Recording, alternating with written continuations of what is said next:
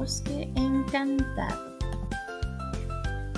Sofía y Leo, dos amigos curiosos, recibieron una misión especial de su maestra de ciencias naturales: descubrir los secretos del bosque cercano. Sofía era experta en dibujar y observar detalles, mientras que Leo tenía un talento para contar historias y recordar datos interesantes.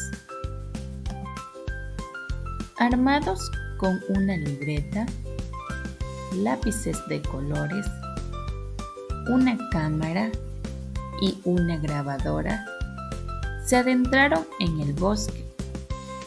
Pronto encontraron un árbol enorme.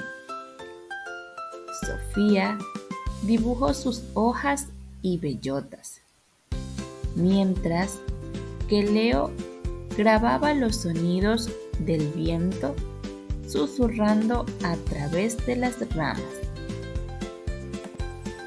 De repente apareció un conejo blanco que se presentó como blanco sabio. Les mostraré los secretos del bosque. Como el conejo sabio.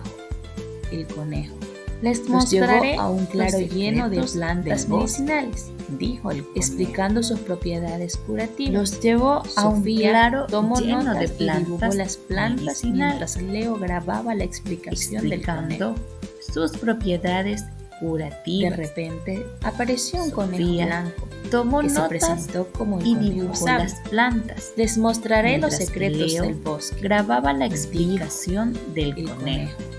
Los llevó a un... Esta noche acamparon bajo un cielo despejado y observaron las estrellas. Sofía dibujó constelaciones y Leo narró historias sobre cómo los antiguos usaban las estrellas para navegar.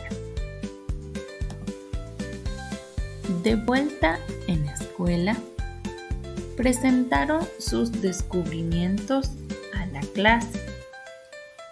Los dibujos de Sofía y las grabaciones de Leo mostraron a sus compañeros cómo la colaboración y el uso de sus talentos únicos podían hacer el aprendizaje divertido y accesible para todos.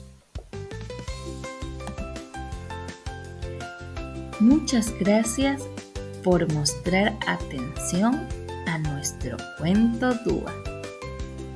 Te esperamos en un próximo video. Bye bye.